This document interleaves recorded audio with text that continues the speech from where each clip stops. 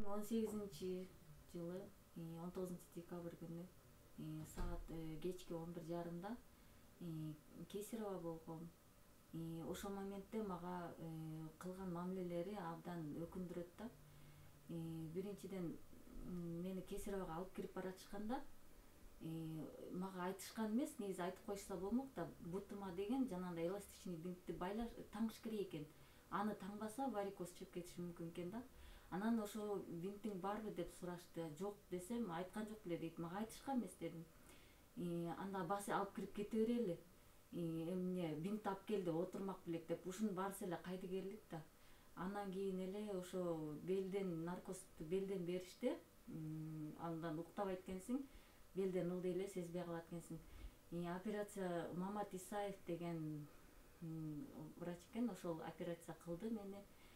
Операциядан кийин чыккандан кийин эле коридордо жатат экенсиң, жатканда ичим ооруп баштады. Анан мен ичим ооруп атат дедим. Ичим ооруп атат десем, жанымдагы дагы кесарево болгон келин бар экен, эмнеге ооруш керек, оорубайт да деди. Анан медсестра келип ичимди сыкты. Ичимди сыгайын десе, аябай катуу ооруду. Ооруп атат деп акырсам эле эмнеге ооруш керек дешти да. Анан эле берки палатага киргизишти, ошо реанимациянын эле. Анан жатып эле мондай ичим кайнак суу куюп кеткендей эле, мондай жайылып эле аябай ысып, ичим аябай ооруду. Анан ичим ооруп атат, кайнак суу куйгандай болуп атат. Мени карап койгулачы десем, ошол жерде жүргөндөр эч кимиси карабай койду.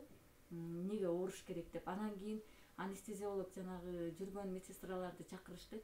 Алар келип, жаныма келип алып, эмнеге ооруш керек, оорубайт, азыр врачты чакырсак хуже болосуң деп алып туруп кетип калышты, басып алып. Андан кийин ошо менен кетанол сайышты. Ал дагы деле ооруп атат десем, дагы андан наркотик сыяктуу дагы бир эмесин сайышты, башым тегеренип эле жатып калдым.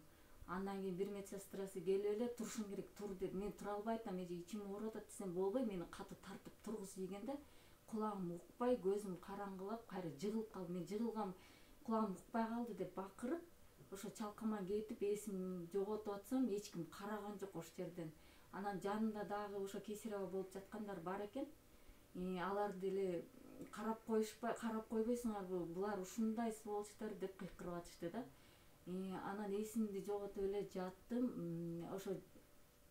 Ошентип жаткандан кийин эле көрсө бир топ эсимди жоготкон окшойм, уже таң атып кетиптир. Эртең менен 8:00 булар смена алмашат экен.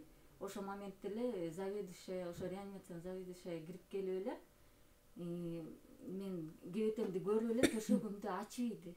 Анан ачып эле, бул эмне, мунун кебетесин карагылачы, эмне караган жоксуңар деп эле, кайра срочный операция деп эле мага дагы бирдекесин сайышты. Өзүм мондай мас сыяктуу болуп эле, мындай эметип эле кайра операционныйга алып барышты мени. Анан экинчи операция, мен эсимди жоготуп атам, бирок колду койдуртуп атышат. Мындай эптеп-септеп колумду коюп бердим. Андан кийин эсимде жок, көрсө экинчи операция болуптур мун. Андан кийин ойгонсом эле тайэжем маңдайымда туруптур.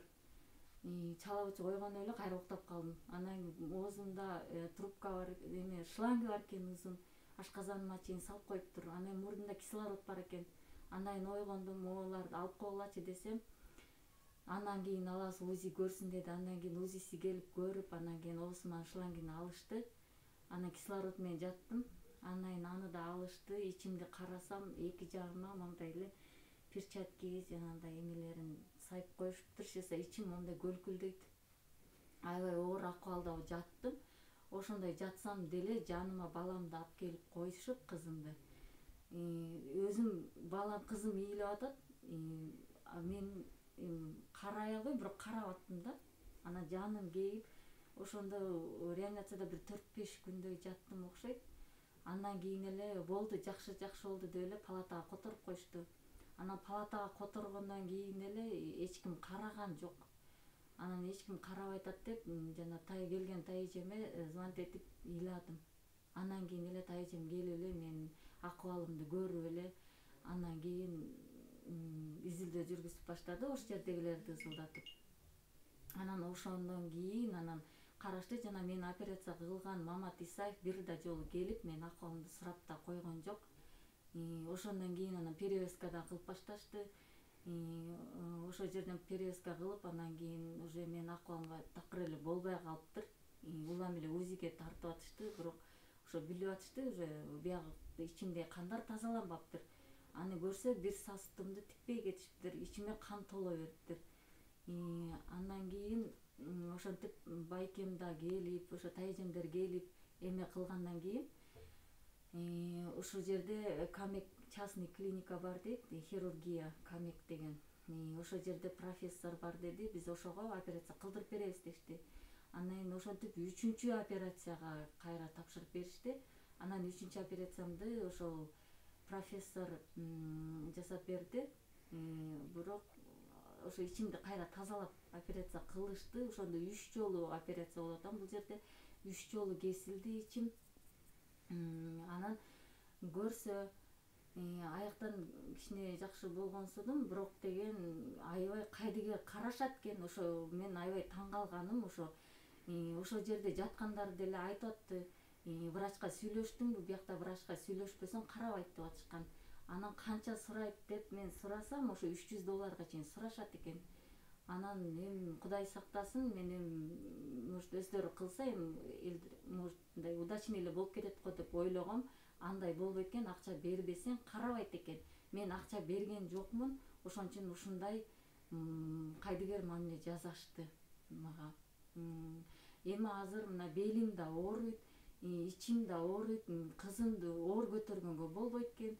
Биртке көтөрсөм ичим ооруйт, көп да баса албайм, оокатымды кыла албайм. Ошентип кыйынчылыкта отурам азыр.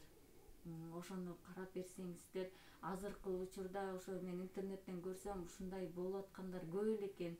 Эмне үчүн ошондойлорду эч ким карабайт?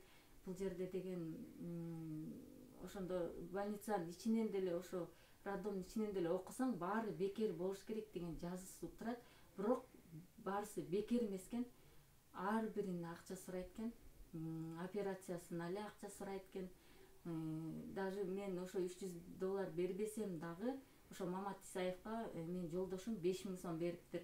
Анан ошо ичим ооруп атат деп мен жаткан кезде, ичим ооруп атат деп атсам, ошо жердеги анестезиологдору келип алып мага бизге 2000 сом бересиң дешти. Анан макул, күйөөмө жолдошума айтып коеюн дедим. Анан жолдошум 2000 сом бериптир аларга. Ошо